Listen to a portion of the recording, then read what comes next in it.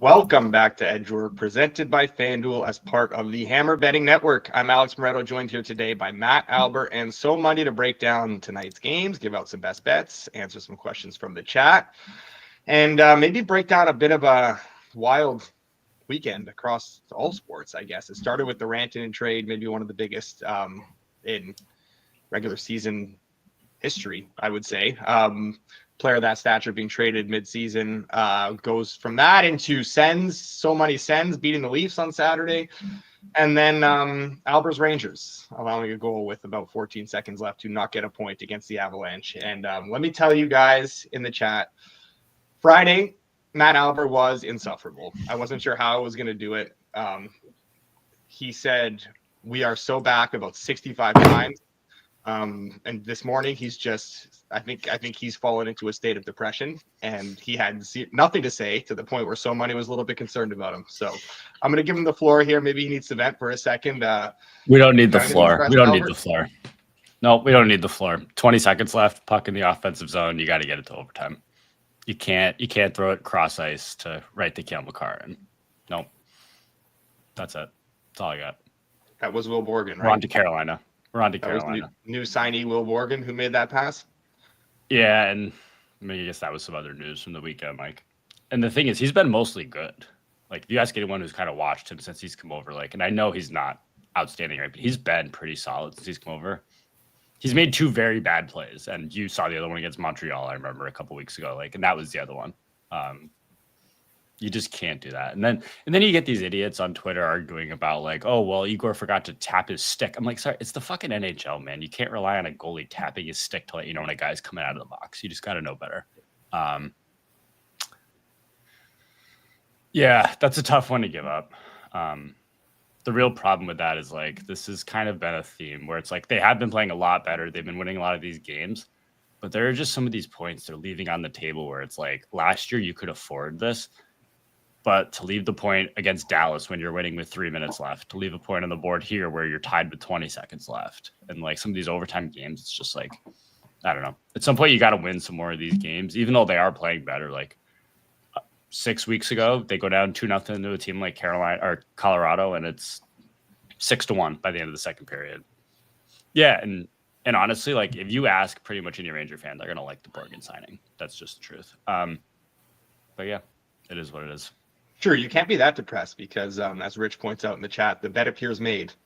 So it looks like you're taking steps to healing, and that's what's most important here, I would say. Baby steps. Baby steps, but steps in the right direction nonetheless. So Money, no Eagles hat today, but you got one step closer to cashing those Eagles futures. How was your weekend? It was mostly good. Saturday was a little bit rough betting wise. Hockey was fine on Saturday, but I got my ass handed to me in the NBA on Saturday. Yesterday was good. Overall, it was an interesting weekend. Had a couple of hockey games for my kid. Got into it with a few parents. Just a typical So Money weekend, I guess. So do we get hockey parents are the absolute nutlow. Just the worst. No offense, So Money. Hockey parents are the worst of the worst. And I'm sure you'd agree with that. I'm sure other hockey parents will agree with that. The absolute worst of the worst of humanity. Yeah, and I mean, I think that it's pretty clear that I'm a pretty level-headed, calm person, but there's certain things that I just can't stand for, right? So, it was. So I mean, the story behind it is that we're a bigger team, right? And we're not. Sometimes we toe the line with contact. There's no body checking allowed. Some of our kids, they don't necessarily shy away from the contact, and then the other parents were getting choked. It's understandable. They were complaining and call this, call that. But then what set me off was that they started talking to the refs and the officials who are kids as well, right? These are 10, 11-year-olds that are calling games. And they started complaining to the refs and calling them over on the glass and talking to them, and then they were telling them that you got to call that and there's no hitting and stuff. So of course these are kids, they get influenced, and then we start getting calls against us. We had 3 straight roughing calls on on collisions, right? Like they weren't necessarily going out for to make the hit. So then, of course, we got into it with the parents, and then they were telling us that we were cheering the hits and we were encouraging it when we weren't. And then it just escalated when one of our kids was sitting in the box, and then one of their parents started talking to one of our kids in the box. And I just draw the line at that. If you have a problem with the way that the game is being played, you can take it up with the coaches, and then the coaches can talk amongst each other and amongst the officials. But there's no reason for an adult to ever talk to a kid, and that's just what precipitated the whole thing. Like you cannot talk to a kid as an adult. Mhm. There's Yeah. no it's just it's strictly black and white. Yeah. Very, very not surprising, though, I would say. Someone who grew up playing a lot of youth hockey and being around the rink a ton. Not the first time I've heard that, and definitely won't be the last. Mike has an interesting comment in the chat, though, about maybe saying lacrosse parents a little bit worse. Only sport I have ever been challenged to fight by a parent whose kid wasn't even there. That's Wow, yeah.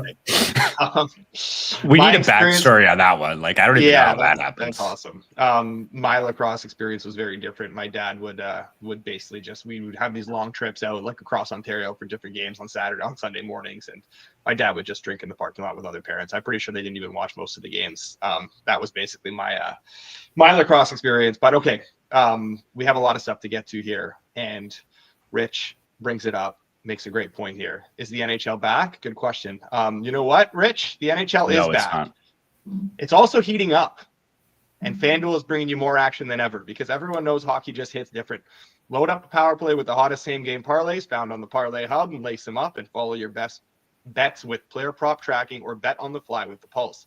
The hunt for the cup starts here. Get more from the NHL with FanDuel, North America's #1 sportsbook. Right now, new customers can kick off the season with $200 in bonus bets if your bet wins. Just place any $5 bet and you'll get $200 in bonus bets if your bet wins. Please play responsibly. Must be 19 plus and physically located in Ontario. Gambling problem? Call 1-866-531-2600. That's 1-866-531-2600 or visit connectsontario.ca. All right, let's get into tonight's games here while things are still fresh.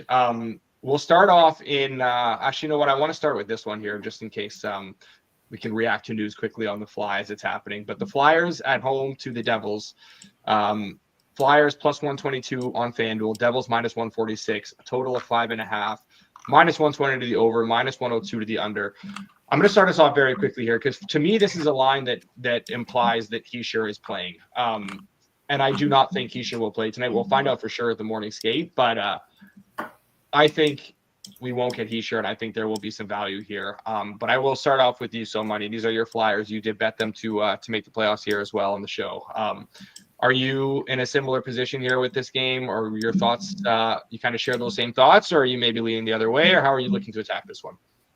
No, I absolutely agree with you. I don't think I'm pretty certain that Hischier's not going to play today. And I do like the Flyers here. I think we can go ahead and lock them in.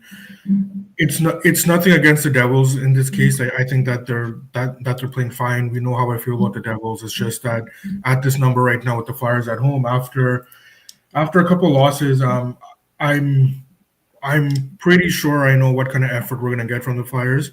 So if we get that kind of effort at this number, I do like the Flyers. And it's not as if the Flyers have played poorly. That Rangers game, they lost 6-1. Yes, the Rangers absolutely deserve to win that game.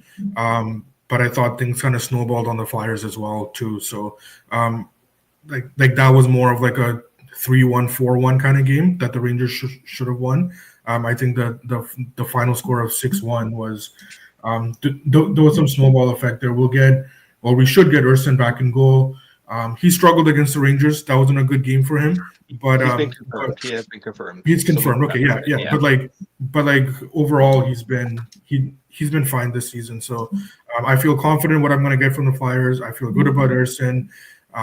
Nothing wrong with the Devils, but the number is too high right now. I've got the Flyers without Hischier at plus 117 here, plus 116. So I think that yeah, we're good to go on the Flyers. Yep. Alber, do you agree, disagree? Are you betting this one as well? It sounds like this is going to be a triple best bet to start the show right away here. I touched on this last week. Kind of, we were talking about the Rangers Flyers price. Like, I still don't think the market has caught up to how, let's call it, good the Flyers actually are. And that may not be the word, but I think everybody kind of knows what I mean. I just think they continue to be underrated by the market again and again and again. And like night in, night out, we're kind of still seeing value on this team. Whether it's going to work or not, TBD, but I'm happy to keep taking them. And obviously, Heischer is a massive loss for the Devils if he indeed does not play tonight. Like, I agree that this number tanks quite a bit if he is confirmed out at some point. So, yeah, at these plus 120s and above, I agree. Flyers. Yep. All right. I don't have much to add. I wanted to preface that before I threw it over to someone to start here that I think this line implies that Heischer is going to be playing, and I do not expect Heischer to be playing tonight. And I think this will run a bit. They are going to be at morning skate like now. They should be there now, if not very soon at least. So I think we'll see. That start to run once we get confirmation. So triple best bet to start today's show. Starting the week with a bang. This is, I feel, you know what, guys, this is going to be a big week. We did not have the best week collectively as a show last week. Saturday's best bets went 1-3. This was not our finest 7-day stretch. I feel very good about this week coming up. Yeah, we're gonna have a big one. Let's see if we got anything in this next one. Alber, I'll lead off with you in this one. The Wings plus 122 at home to the Kings, minus 146. Total of 5.5, minus 114 to the under, minus 106 to the over. Are you getting disgusting with the Wings? I'm not getting disgusting with anything on this game here. I think instinctively with these two teams, we would all tend to think under, but like, I don't think any of us are dying to lay a 5.5 minus 115 right now. At least I'm certainly not dying to get disgusting with the Wings. No, outside of hedging the eventual Joey Knish text when they win the game, I'm sure. I don't really have a whole lot of interest in this. And the Kings, the number is just a little bit too high. So yeah, I mean, if I am playing a side, it would be the Wings, but I'm just not overly interested here. So Money, are you overly interested or no? No, I think we're seeing Detroit has started playing better. Their game against Montreal was good, although that was more an indictment on the Canadiens because I don't think they played that well. But the Wings took advantage of that. Their game against Tampa Bay, it was that was a good game the Wings played. So we are seeing a little bit of an uptick in their play. The Kings, on the other hand, they're starting to dip a little bit. They probably deserve to win that Columbus game, but I mean, it wasn't that wasn't necessarily a great game for them. So I'm not sold on the Kings turning it around yet. I need to see something more, and they certainly don't warrant the price that they're demanding in the market right now based on their current play. That being said, I also need to see more consistency from the Wings as well. Just 2 games here doesn't make me feel that they've fully turned it around yet. So this is one of those games where I do see value on Detroit, but I need to see where both teams are going first before I want to get involved in either of their games right now. So I will pass. Under makes sense, but again, there's too much volatility here right now between amongst both of these teams. So I will sit this one out.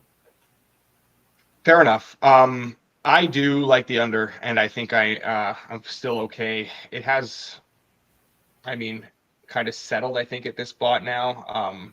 I think I'm okay logging it in at 5.5. There's a minus. I don't think the minus 110 is like widely available.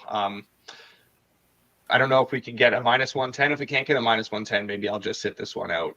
Minus 115 is still a little bit too far for me here. But the thing with the Kings, like, so I was hoping for a much cheaper Kings price. It feels like very strange how we've sort of come full circle on the Kings while they're not playing all that great. Because I felt like when they were motoring through teams, handling teams night in, night out, and the market didn't seem to want to buy in.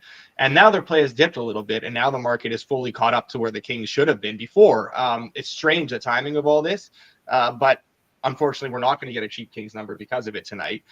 The one thing I want to note with LA is that, like, their play has dipped a little bit, but it's mostly just their offensive game. They're just really struggling to score goals. Defensively, they have been great still. There has been no drop off whatsoever. Against teams like the Wings, I expect them to very much dictate the pace of play at 5-on-5 and handle things, which is to say they want to basically suffocate games and keep them very low event. And that's Detroit is basically, even if Detroit wanted to do something about that, I don't think they could, but they wouldn't anyways, because they are fine playing that way as well. They're struggling to generate offense. They want to play a defensive style of hockey as well here. Both these teams kind of are comfortable with this.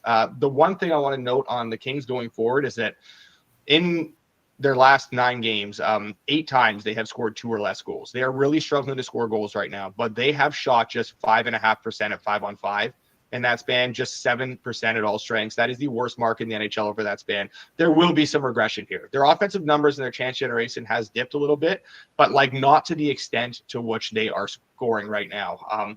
There will be some better days ahead. I don't necessarily think that this is the perfect matchup for it. Wings are struggling with some injuries as well. Like Comfort and Tarasenko are not skating right now in morning practice. Kane is still out. It's a lot of guys on offense. I know Rasmussen's a little bit banged up. He is there, so I would expect him to play. But I still think if you can get 5.5 minus 110, this is okay. I don't know if we're going to go ahead and lock it in because it might not be considered widely available at this point. But we'll leave it at that for now. If you can find that, I think that's a good bet still. Otherwise, I would probably just sit this one out for now. All right, moving on to the next game. We have the Canucks and the Blues. So money's Canucks, plus 102 on FanDuel at the Blues, minus 122. Total of 5.5, heavily juiced towards the under right now. So money, I will let you lead this one off here. I feel like, though, this is maybe still a little bit too disrespectful to this Canucks team, getting them a plus money in St. Louis. How are you feeling here? It could be, but who are these Canucks, right? I mean, like, they can't put back-to-back wins together. They win games that they're supposed to lose. They lose games they're supposed to win. That game against Washington, like, I don't know where that game came from. That was a game from last year where they just shut it all down, and they choked out a very good Washington team. And that's against a run of play here for the Canucks. So I mean, you would think that, okay, so that's something to build on. But every time the Canucks have been in this situation, they go ahead and blow a third period lead to the Sabres, right? Or they get or they get killed by the Oilers, right? There's always there's just too much of an inconsistency right now, which if you kind of step back and look at it holistically, it makes sense because they are who they are in the standings right now. This is an inconsistent team that's hovering around the second wild card spot, and typically that's the kind of team that you're going to get in the second wild card during the regular season, a team that can't necessarily put it together, can't get any consistent play throughout their lineup. So yeah, it is disrespectful. Absolutely. They're plus money against a team that they should beat, but at the same time, this is the kind of game that the Canucks are going to lose 4-1. So I have no idea. So I'm going to I will sit this one out as well. Alber, are you also sitting this one out? I think the phrase "I have no idea" sums up this game perfectly. Because on the surface, like, it's crazy how far this number's kind of gone. Even thinking about it like a month or two ago, like, I don't think any of us would expect to sit here and see the Blues kind of at this number. So I definitely agree that it would be the Canucks or nothing, just because, like, I think we all know that their ceiling would be way higher than the Blues, but like, you just can't trust what you're going to get night to night with the Canucks at this point. And like, talk about stupid stats. The Canucks won their last 3 Saturdays and are 0-8 on every other day for the last couple of weeks, which is just kind of funny. I saw that on Twitter last night and thought that was funny. Obviously that doesn't matter, but like, it's just, I have no idea what I'm going to get out of the Canucks here. Like, absolutely none. And for that, like, I'm not dying to bet their games in any fashion until they at least play a little more consistently, whether that's good or bad. So no, nothing for me, but like, yeah, I would play the Canucks if I had to. Yeah, I basically am right where you guys are with this one. The Canucks at the top of their range, their ceiling is still so high, and the one thing I will say for them too is they have not been able to play with their full team. Mhm. You know, Hughes was hurt for a while. Then Hronek was hurt for a long time. Pedersen obviously out. Miller was obviously out for a while. Like these are like their biggest players and their best players that have been out and missing these games. Obviously Demko too. Like they have never been able to have everyone together. Then finally everyone comes back, and then Myers gets suspended. And now their defensive numbers kind of fall off the cliff the last few games. Myers obviously supposed to be back tonight. I think the Canucks should win this game, but yes, it is very, very difficult to trust them. If we get some more Blues money here and we can get like a plus 110, plus 115, I will jump in at that point. I'm not going to let it go much longer than that because at this number, I'm still close to pulling the trigger. The other thing I wanted to touch on was the total. The under has been absolutely obliterated all morning. I just like, I get it because both these teams are very much under teams. But at this point we're at now where you can get up to like plus 113 on over 5.5. Neither Demko or Binnington are playing at a level, I think, the juice that warrants an under juice to this extent at 5.5. They just have not been able to play consistent enough. They haven't been able to like hit that ceiling, sort of their ceiling games very much. I think we're getting to a point here where there's starting to be a little bit of value on the over. And that being said, maybe it'd be worth a small bet. I'm not necessarily something I'm dying to jump into because I don't trust either of these teams offensively. And I do think both of them want to play these tighter games. But like we are getting to some I mean, minus 127, minus 128, like some very juiced under 5.5s that I don't think are fully warranted. Anyone else have anything to add on that total here? Or I move on to the next game. No, Yeah, go with it. no, I agree with you. I think that that we're not seeing the same play from Demko. Although I will say that like with a Myers back, like hopefully that kind of helps out the minutes on the back end a bit. But other than that, I think that I don't see this game at a 5.5. But again, I don't know what Canucks team we're gonna get here. Yeah, fair enough. Next game, we got the Oilers and the Kraken. Oilers minus 285, Kraken plus 230, total of 6.5, mostly sixes everywhere, but 6.5 of FanDuel, minus 132 to the under, plus 108 to the over. Alber, you can start us off on this one. Do you have any interest in getting involved one way or the other here? As weird as it is to say this, I was actually expecting even a bigger price on this game. I know it's kind of crazy seeing these minus 285s here. Seattle just kind of sucks. I keep kind of waiting. Like you see them play a solid game like against the Kings or like they kind of scatter these in against these solid teams where like they'll play well once in a while. And then they go back and they just completely shit the bed against just some really bad teams. It's like I have no idea what I'm going to get on a night-to-night basis with them at all at this point. I don't know. This just kind of screams like the Oilers are going to end up winning this game like 6-2, and we're all just going to sit here like clowns. So fuck it. Confidence. I'm going to lay the Oilers 1.5 here. Wow. Let's do it. I don't do a lot of like those, it. But we'll do it here. Oilers minus 1.5. Looks like minus 110 or so is a fair number, pretty much. Yeah. Pretty widely available. Everything's right around minus 110 there. Interesting. I'm not laying the minus 1.5. I do agree that Seattle's not a very good team. I'm looking at the total in this game. I will let So Money go first here, though. So Money, do you have anything? Are you laying the minus 1.5? Do you like the Oilers? Are you fading this Seattle team as well? Where's your head at with this one? I don't like the side in this game. I do like the total. I like the over, and I played the over with the expectation that it's going to be Decord and Ned. If it's not, if it is Grubauer, then I think that's a great ticket to hold with an over with Grubauer at anything under a 6.5. So I did bet the over. I like it up to minus 120. I don't know if we're able to get that. Yes. I think so. Yeah, Seattle is giving up tons. They're just they've kind of moved past the point of their season where they understand kind of that they're not able to play the way that they need to play, and at this point they're just like we're just playing, and they're starting to open it up. Their games are wide open. The final score doesn't necessarily reflect that, but that's also because the court has been giving them very good goaltending in pretty much the whole season, especially the last little bit here. So he's started a bunch of games in a row, 2, 4, 6, I believe. Yeah. 6 or 7 there. And at some point, he's not.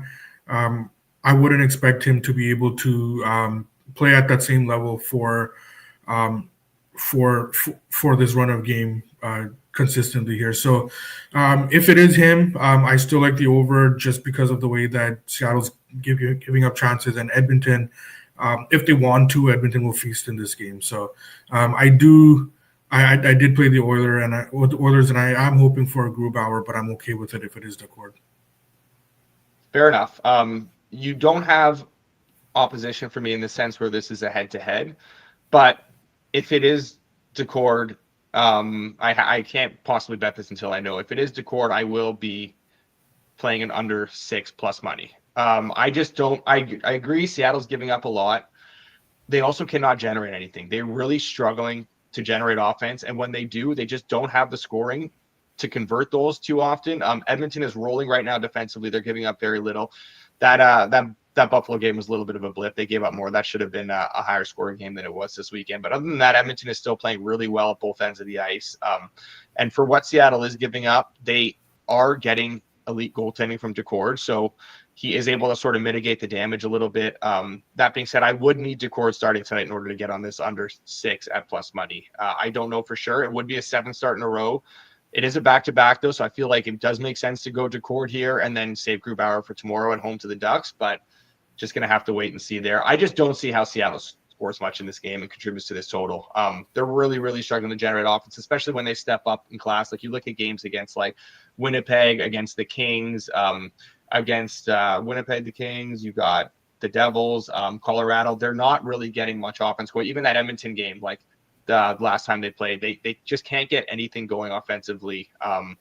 And I mean, yeah, is it possible Edmonton kind of clears this on their own? Sure. But I just think getting plus money on that 6, if we do have Decord in net, will be too much for me to pass up. But for now, nothing. Hopefully we do get Grubauer. I don't have to oppose you at all. And then you're sitting on a great price for the show. Last game of the night, we have So Money's Sharks, who are basically slowly bleeding my bankroll dry as I keep betting these Sharks unders, and really, really, really need to stop. Sharks plus 134 at home to the Pens. Pens minus 162. Total is 6.5. Minus 114 to the under. Minus 106 to the over. So Money, I will let you go first this time. You know, it's funny. I actually do like the under in this game, Yes, but I I'm know. not. Yeah, but we're not doing it. I don't. Yeah. It's just that Sharks, they should be playing under games, but now they're not getting goaltending either, right? Like from either guy, right? We would expect this kind of run from Georgiev. We're not getting it from Askarov either. So yeah, and the Penguins are the Penguins are an under team in terms of especially that. In the sense that they've started to turn around their game defensively, they are an under team, but I think the Sharks are so bad that defensively that I just can't do it. So I will pass on this game. Of course, I'll watch, as all of you should be watching, because Celebrini is going to be playing tonight. But I will the Calder Trophy winner this year. But I will sit this one out. Okay. Alber, are you sitting this one out too, or are you looking to get involved? I like So Money adding the little extra Calder Trophy winner in there right there, just to kind of get rid of any of the lane huts and stuff. Yeah, I don't know what the most. This is one of those games, like, I don't know which side total is most disgusting. Like, do you want to lay minus 160 with the Penguins on the road? Like, that sounds terrible. Even if they have been playing better, like, it's funny. You kind of look at their game logs, and it's like every game they deserve to win, they lose, and every game they deserve to lose, they win. Like, they should have won Saturday against Seattle, and they lose. I think it was 4-1 in the end. Game before, kind of the same thing against the Ducks. So, like, I don't trust what you're going to get with the Penguins. Like, I'm not looking to lay this number with their San Jose sucks. I don't want to bet on San Jose. Like, So Money's right. Like, if you watch the Sharks with no money on the game, it's probably a decent time because they have some good young players. But if you have money on them in any aspect, like I think last week showed it as good as any, kind of with that game against the Bruins and then those 2 against the Predators, like having money on a Sharks game is miserable. It's a dreadful experience. 10 out of 10, do not recommend. I'm not going to do it. So I'm taking my own advice here and staying off this one. Yeah, I have now bet 3 Sharks unders in a row, and one team has cleared the total in each of those. Like just a single team. Nashville scored 7, Nashville scored 6, Florida scored 7, and do not recommend it. I like the under in this game for sure. I don't think the total should be this high. But I like myself more right now. I don't think I can do that again. I just really can't. It just gets too stupid too easily in these games. And the Sharks are shooting at like 13% and over the last few weeks. It's insane how they're scoring goals when they're not deserving to score all these goals. And I don't think this is necessarily the spot where the goaltending is gonna correct that from Pittsburgh, even though they are getting better goaltending. So I will sit this one out as well. Nothing for us here. I'll recap the bets, and then we will throw together a quick anytime goal scorer parlay. Looks like we already have a couple in the chat. Sam, I really appreciate listening to what I said on Friday, and at 10:32 a.m. he posted his first goal scorer. It just happened to be a guy who's probably not going to play tonight, but he did post an amendment later. So we have one from him. We have one from Connor. If you guys want to send some more in the chat while I'm recapping these bets, we can throw one of these things together. And so money, Alber, if you guys want to get one prepped too, we can do that. So 3 bets tonight. We got a triple best bet on the Flyers plus 125 over the Devils. We have 2 bets on the Seattle-Edmonton game. Over 6, minus 116, courtesy of So Money. And then Oilers minus 1.5, minus 109. Courtesy of Alber. So 3 best bets tonight, and let's start the week on a high. All right, anytime goal scorer parlay. I think we'll have to go. So Sam said Hischier. I think we're all in agreement that Hischier's probably not going to play. So let's pivot here maybe to what he said. I know we all have a triple best bet on the Flyers, but it doesn't mean the Devils aren't going to score at all. Do you want to go with Nosen here? Start us off. Yeah. Yep. No opposition. All right. And then from Connor, we got McDavid anytime. First game back from suspension. Yeah, I like that. Yeah. Let's rock it. That's a no-brainer for sure. Jake DeBrusk. I have no idea. Sure. Yeah, I haven't even looked at these, so we'll just do it in the chat today. That's the best answer. I have no idea. DeBrusk plus 300 on FanDuel right now. Sounds good. Sure, why not? And then perfect. Rich, Kempe is rolling. Look at that. Nice and easy. Let's do it. 4 different goal scorers, 4 different games. Chat. This is the one. Absolutely comes through today for us. Easiest goal scorer we've ever put together. Easy. Yes. Yeah. Perfect. All right. Today's goal scorer parlay, 102-1. Stefan Nosen, Connor McDavid, Jake DeBrusk, Adrian Kempe. $10 pays you $1,020. This very well might be the one. Before we go here, let's get to this question quickly from the chat. Straight Cash asks, any trade talk today and if it impacts futures markets? I feel like it is kind of like old news, so to speak. Markets have fully settled, everything like that, stemming from that big trade on Friday. But I feel like it would be irresponsible to not at least touch on it quickly. Massive trade. Rantanen goes to Columbus. Rantanen goes to Carolina. Taylor Hall goes with him as well from Chicago. And the Netchus and Drury go to Colorado. And then a 3rd-round pick goes to Chicago for retaining all that salary and giving up Hall. Don't understand what Kyle Davidson's doing. I don't understand what Chicago's role in that was. I don't understand why they couldn't flip Hall alone for more than that. Never mind flipping Hall and also retaining that much salary. Doesn't make any sense to me. But what do you guys have any thoughts on Carolina and Colorado right now, and where and those moves and how that maybe impacts them going forward? So Money, I'll let you start here. Yeah, the first thing I did was I went to go look at the Carolina Cup prices. I think that this is exactly what they needed, but they are, from what I'm looking at, they are the co-favorites right now with the Oilers, and I think that that's gone too far. I was hoping to get something around the 8-1, 9-1 range, but it's just not there right now. They moved pretty quickly there. I do agree that they do become the 1B team in the Eastern Conference with this if things go right. The only thing holding them back at this point is, are they going to get consistent goaltending? They did need the game breaker. They got that. We know what they are defensively. They have all the tools in place, but we've been saying that for the last couple of years, especially when they added their game breaker last year as well. We thought that was the final piece, and it just didn't work out in the playoffs, as Alber knows there all too well. But I think that this is a team that should have all the tools, but the price is not there for me to bet on them right now to win the cup. So I didn't add anything because of the trade.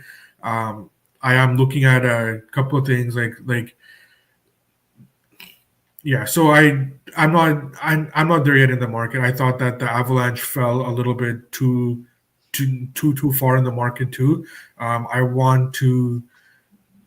don't think this is it for Colorado. I just refuse to believe that they're just going to pack it in at this point, because once you make this trade and you don't do anything afterwards now, you're basically saying that you're looking ahead to next year. And I don't think that Colorado will do that. So at 14-15-1 for Colorado, that could be a look, with the expectation that they are going to do something. But then if they don't do anything, then you're stuck with a dead ticket. But I do think it might be worth it. It's something that I'm mulling over right now if I do want to add Colorado, even to win the Western Conference, because I just refuse to believe that this is going to be it for them this year. Albert, do you have anything else you wanted to touch on or add there? Yeah, so I mean, great fit for Carolina. Just kind of my first thought when I saw this was, well, okay, like I've been pretty open about how I've loved the matchup against Carolina the last few years. We've kind of see it play out in the playoffs. I don't anymore. Like I really don't. Like between kind of what Carolina did last summer and now bringing in Rantanen, like that's kind of always been their issue, is like they're a team that's consistently going to generate chances and they just haven't had the finishing talent. And now you bring in a Mikko Rantanen like that. Like somebody said, like they needed a game breaker. They needed someone that can score when they inevitably do have a million chances, because that's been their issue. Certainly against Florida, they lost because they couldn't score. And like, that's kind of been their issue against us at times. Now they have that in Rantanen. So it's like, yeah, this isn't really the Carolina team that you look at and like almost expect them to kind of get goalied coming in. Yeah, I see that comment too. It's a great comment. But yeah, like, I mean, this is what they needed. Like they really needed just the guy to come in and like kind of how we thought Gensel last year came in and was going to be great with Carolina, and he played really well when he was there. Now they kind of filled that hole again that they needed. So no, I agree. Great move for the Canes. But yeah, the Avs, it's like, I get why the Avs made the trade, but I agree. Like, I don't think that they're just kind of going to go into the playoffs like with this roster. Like, I still think they're going to add something to it.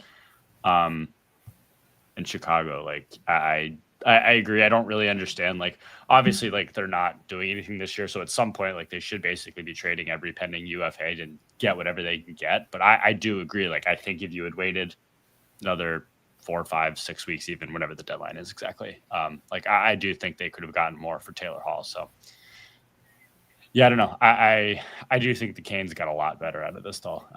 I think it's a perfect fit for them. Yeah, I agree. I was out watching a junior hockey game on Friday when this trade broke, and I missed the boat on everything. I think the Canes were rightfully adjusted significantly in the market, and at this point, like on FanDuel right now, plus 260 to win the East. They are overwhelming favorites. Panthers plus 430. yeah, I think we have gone a little bit too far. Like this definitely makes them a much better team. But that's, I mean, you're paying an absolute premium to get on them right now. So I just don't see how there's any value there. If anything, I mean, yeah, probably just opens up some value a little bit down the board. I do think Carolina's probably banking on Aho being a driving force in getting Rantanen into re-signing Carolina. They are obviously, good buddies, played together growing up in Finland and stuff. I would expect him to re-sign there. I think you make that deal feeling pretty confident that you're going to be able to bring him back. I also don't necessarily know that Carolina's done. They have the roster, a little bit of roster flexibility now with, I think maybe we see them bring in a center, like nothing like significant, but like a nice, like a depth beast, kind of like a Drury replacement sort of thing. Someone who can play bottom 6 minutes. But yeah, I don't think there's anything you can do futures wise with this because the market was, at least from what I saw, when I was slow to react, but when I was able to check the odds, the market was pretty well adjusted at that point. Geez. So what? Look at the Canucks number. Oh. Do we do it? Do we end the show? Have we ever? Hold on. Reward everyone for staying around. Have we ever in the history of the show had a play at the death like this and won it? I was so close to giving out the Bruins the other night against the Sens. I wanted to. I bet it. I literally bet it right after the show. We just didn't give it out as the best bet. Well, we didn't give it out, so maybe that's why it won, honestly. But I bet the Bruins on that Thursday against the Sens when we got up to like plus 147. I got off. I was like, I can't do this. The Canucks are plus 121. I'm betting it. Like it is what it is. I'm betting it. We don't have to lock it in for anyone else. I could just lock it in myself if no one wants part of this. Let's do it. Let's do it for the show. Let's get So Money one more winner before they send JT Miller back home for Filipino, a prospect and a pick. So Money, are you in or out on this one? I'm out. Okay. I still can. I'll join you. Okay. All right. So we will add Canucks plus 121. Congrats to the Blues. I'm sorry, Charles. I know it's your confidence, but been down this road before. Your confidence. We doubled best bet at the death. That's the year of confidence right there. Yeah, that is the year of confidence. All right, so we do have one more bet tonight. Just to recap them one more time quickly, just pulling them up here. We have Flyers plus 125, Canucks plus 121, Oilers minus 1.5, minus 109, and then Kraken Oilers over 6, minus 116. That will do it for today's episode of Edgework. Appreciate everyone for tuning in wherever you were watching or listening. If you guys can subscribe, any of that sort of stuff that you can do to help us get some more eyes on this content, we would really appreciate it. We will be back tomorrow morning as always, 10:30 a.m. Eastern time. I think it will be myself and So Money tomorrow. Until then, enjoy the games. Good luck on your bets tonight.